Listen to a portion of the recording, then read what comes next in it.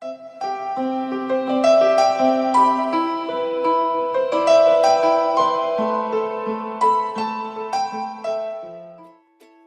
a country with only two seasons, the rainy season and the dry season, there's no better way to spend the first half of the year than to shield yourself from all forms of sunlight and revel in cold places.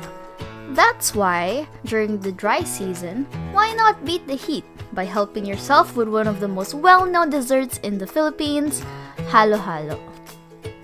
Now before we start, I want to address this spelling. It may be a bit more common to spell it as Haluhalo, and you typically pronounce it as Haluhalo, not Haluhalo. But based on the Commission on the Filipino Language, Haluhalo is the correct spelling. So, I don't know, I guess I'm going to follow that. I have no qualifications here, guys, come on. Now moving on from that, what even is Haluhalo? Like beans? Ice cream, sometimes a wafer stick. Is that what you call it in English? I don't know. Just like its country of origin, this dessert really looks like a hodgepodge of many different things. Because it is. Haluhalo in English means mixed or mix. And I think mixed is a fitting name for this dessert. Like I said, it has a lot of different ingredients to it. What the ingredients are, though, may vary from place to place or person to person, but it typically includes crushed ice, evaporated or condensed milk, ube and ube ice cream, sweetened beans, coconut strips, sago, gulaman, pinipig rice, other fruits or root crops, and flan. So as you can see, it really is a mix of different things.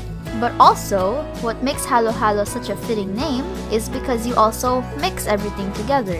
Like, just use a spoon and kind of stab it for a while. Sometimes I see foreigners just eat it as it is. So if there are any foreigners watching, please be advised, mix it, or it's probably going to taste like ice for most of the eating experience. But you know what doesn't taste like ice? Delicious history. Now, after snooping around the internet, as one should, it seems as though the most widely accepted thought is that the Haluhalo actually came from the Japanese dessert kakigori. Based on historian Ambet Ocampo, kakigori, known as shaved ice in English, is like a snow cone, sweetened with condensed milk, syrup, and sweetener. Now, how did this Japanese dessert arrive in the Philippines? If your answer is World War II, then you'd be wrong. Apparently, the kakigori was brought here before World War II. When our farmers got a hold of the dessert, they started adding in mongo, red and kidney beans, and even papaya, as one should. In the book, The Governor General's Kitchen, Philippine Culinary Vignettes and Period Recipes, 1521 to 1935, however, food historian Felice Prudente Santa Maria, I hope I'm pronouncing Felice right, Felice, says that Haluhalo came from the Japanese mitsumame, meaning many beans. It's also known by the name of mongo con hielo. In this light, Doreen G. Fernandez details in her book, Culinary Culture of the Philippines, that Haluhalo, as we know it today, came or was popularized from a mongo con hielo parlor run by people who were apparently Nippon Army officers who only revealed their real identity after Pearl Harbor. There, you would spend one kusing meaning a coin, which back in the day is like worth half a centavo, to buy a glass of crushed ice with caramelo. If you want, you can spend 2 kusings, equaling to 1 centavo, to add evaporated milk into the mix. Eventually, you could order shaved ice plus any one ingredient or any other combination of ingredients typically associated with Haluhalo. Actually, I'm still unsure whether these dessert predecessors are different or the same thing with different names. I checked, and yeah, kakigori and mitsumame are 2 different desserts, but I don't trust myself enough to know for sure. Even though the internet says that they're different, I don't trust the internet. Or, you know, it's kind of like with many things where both are the dessert origins and they kind of just merged together somehow along the way. Someone please correct me in the comments. Tell me if you're team kakigori, team mitsumame/mongo con hielo, both, or actually it's something else entirely. Help your local enthusiast today. Whatever dessert it came from, what's certain is that it has Japanese origins. At the time, the Japanese called Haluhalo mongoya, or is it mongoya? Man, I don't words. Blah. And it basically means lots of beans. Now, of course, Filipinos were going bananas over this cool new dessert, especially since we no longer had to import all of our ice, since the first ice plant, appropriately named the Insular Ice Plant, was built in Manila around this time. Originally, the Japanese were making killer profit off mongoya, bleh, and business started popping up left and right.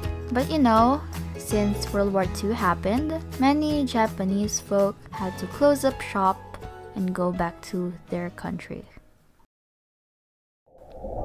We'll do it ourselves. So you know what we did? We want our fill of this Frankenstein dessert, so boom! Halo-halo, chowking. Halo-halo, mang inasal. Halo-halo, kuya from across the street trying to make a living. And thus, we are here with probably the most popular Filipino dessert in the world. Halo-halo. Turn your sadness into chocolate and sweeten up your life. Turn your tears into paint and go color up your skies. Turn the heartache into melodies and lullaby your fears. You are magical and wonderful because you are right here. Life can get you down and give you pain beyond your own belief. But be your friend, you are right here to hug you tight, my dear. Hurts will always come and unexpected things occur, but you are magical and wonderful. You know you always were.